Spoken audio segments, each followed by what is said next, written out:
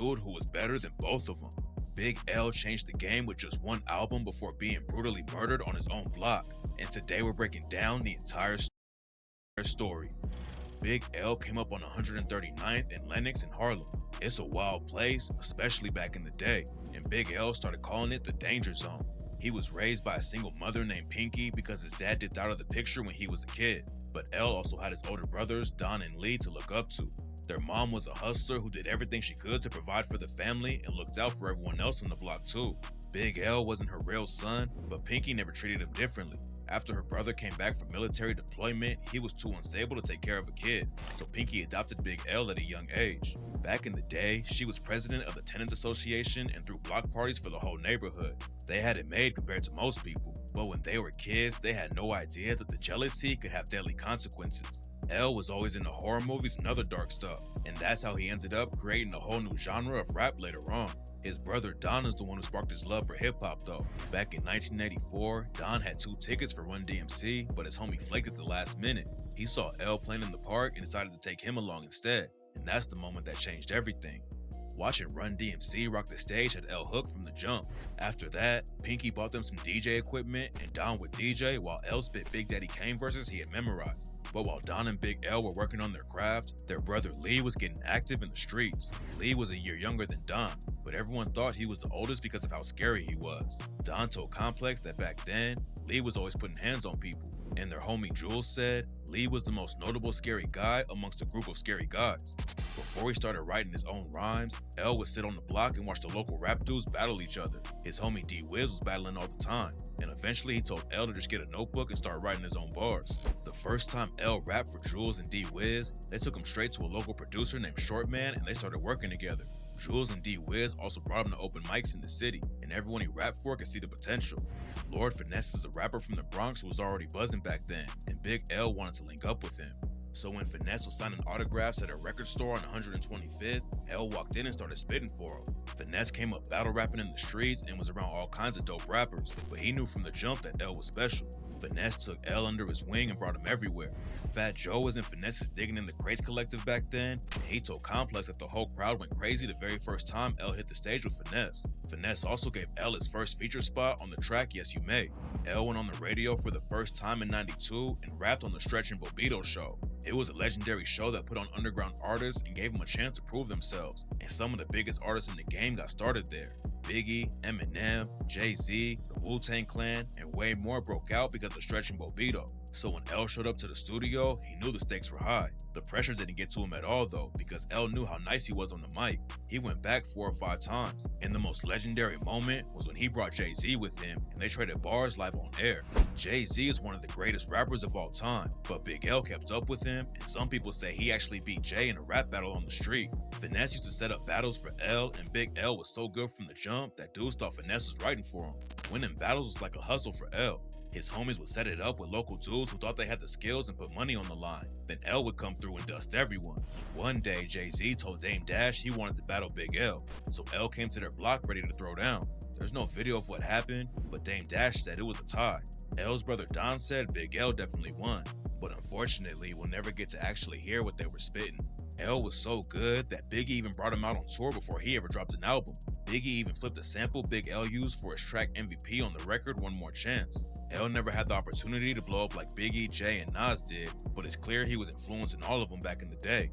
He's also the reason why Cameron and Mace ever started rapping. They were always in the same area chilling with L, and when they saw him taking it seriously, they decided to hop in the booth too. Mace, Digga, Cameron, and Cameron's cousin Bloodshed started a crew called Cage Fury and tried to get Big L to join. At first, he was too busy with other projects, but after his homie Herb McGruff started rocking with them, L finally joined and they changed their name to Children of the Corn. Dame Dash from Rockefeller Records was even going to manage the crew, but all of them ended up working more on their solo careers instead of their group Children of the Corn. And after Bloodshed tragically died in a car crash in '97, they officially called it quits. Big L didn't just inspire his homies to start laying down tracks though. Without him, one of the most famous artists of all time might not even have a career. L had a style like nobody else in the game and is credited with starting a new genre of rap called horrorcore. L combined his love of horror movies with the real. Wait, he started horrorcore? I thought that was like a Memphis thing. I could have sworn that wasn't like a Memphis thing that started that. What? real-life violence of Harlem, and on his debut single Devil's Son, he shocked everyone with wild bars like, "On my skull, the 666, no tricks. When I catch fits, my mom picks up the crucifix, and I kill chumps for the cheapest price." Yeah, I don't agree with none of this. Yeah, I'm full on Jesus, none of that type of stuff. I do not condone none of that type of stuff. Hey, you do as you please. I'm rolling with Satan, not Jesus Christ. Enemies, I got several done. Big L straight from hell, the motherfucking devil's son. And I'm a stone villain, known for killing and raping nuns. Hey yo, I even kill handicaps and cripple bitches. Look at my scalp real close and you'll see triple sixes. L could have blown This is all for a skit. This is nothing serious. What type of lyrics is this? Okay, I get horrorcore, but jeez. up a lot faster if he had a more radio-friendly style, but he wasn't trying to be a pop star. Dropping crazy tracks like Devil's Son definitely didn't help his career, but it kicked down the doors for artists like Eminem later on. 6 years after Devil's Son came out, Eminem blew up with the track My Name Is and changed the game. Big L was a huge influence on his style, and on the track Patiently Waiting, he shouted him out and rapped, "Take some Big and some Pac, and you mix them up in the pot. Sprinkle a little Big L on top, what the fuck do you got? You got the realest and illest killers tied up in the knot. The juggernauts of this rap shit, like it or not." Big L paved the way for Eminem, but the rap game wasn't ready for him back then. He scored a huge win by signing with Columbia Records, but they had no idea how to market him. L was buzzing in the city, but Columbia didn't really push him, and his debut album, Lifestyles of the Poor and Dangerous, didn't sell much at all. Columbia dropped him a year later, but L didn't let it slow him down. He started throwing parties and selling tickets. Plus, he moved a little weight on the side to help pay for studio time and equipment.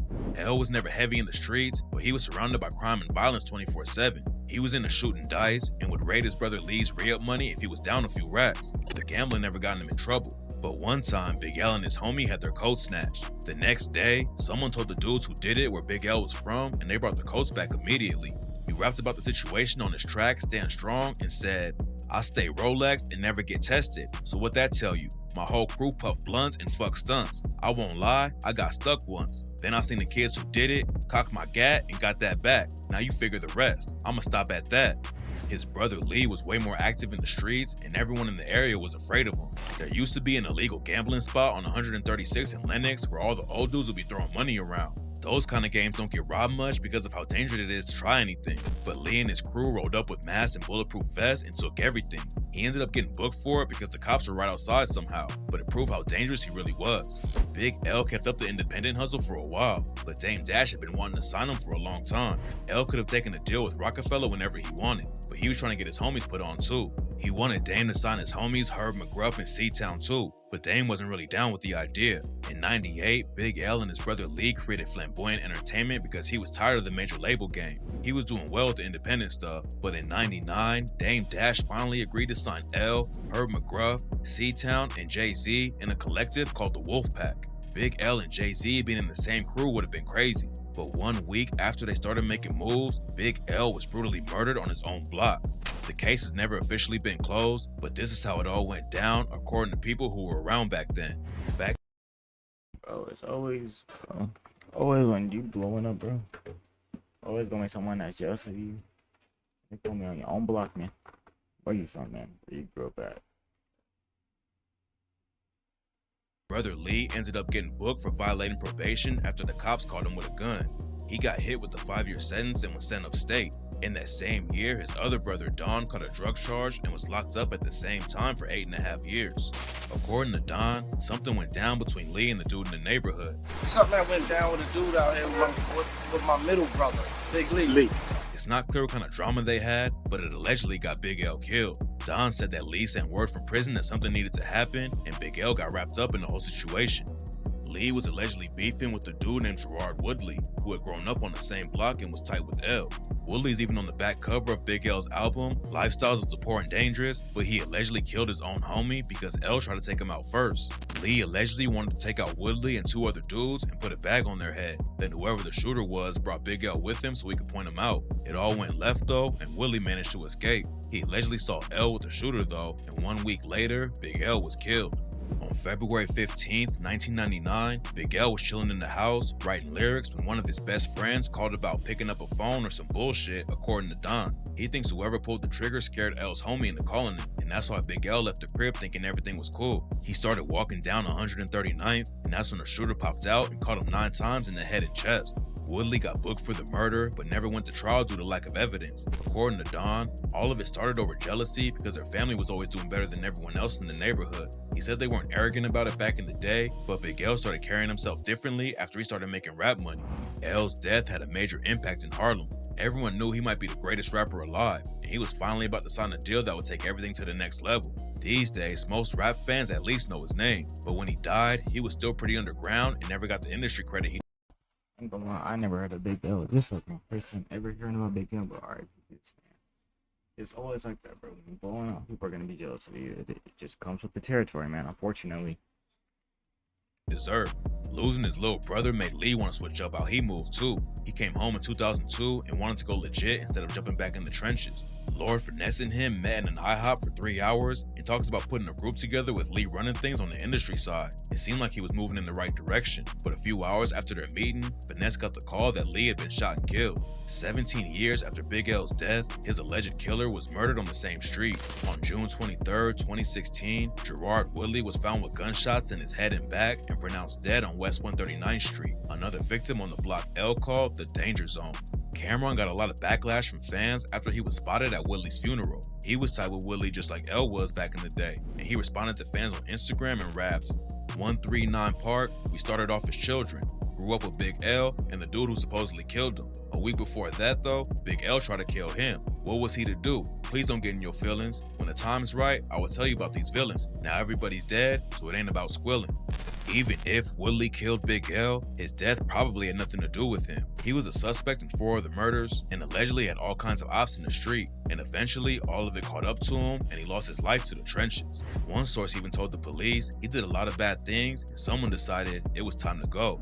Don and other people close to the situation say Lee is the one who got Big L killed because he put the green light on Woodley, but the cops say there might have been something else going on that led to his death. According to investigators, Big L was part of a crew that was going around robbing drug dealers. They claim he would set up local dudes and give his homies the locations of their stash spots, and he allegedly even set up Woodley to get robbed. They've never released any evidence to back the story up though, and by that time, Big L was working on the biggest deal of his life and probably wasn't robbing small-time dealers. There are still a lot of unanswered questions about Big L's death, but at the end of the day, it's just one of the most tragic losses in rap history. He was on his way to taking over the rap game, and linking up with Rockefeller and Jay-Z would have been huge for him. Big L only had the chance to drop one album while he was alive, and it's crazy how much that one record has influenced some of the biggest rappers of all time. People remember Pac and Biggie and always bring them up when talking about the greatest of all time, but hopefully more people will start to recognize how legendary Big L really was.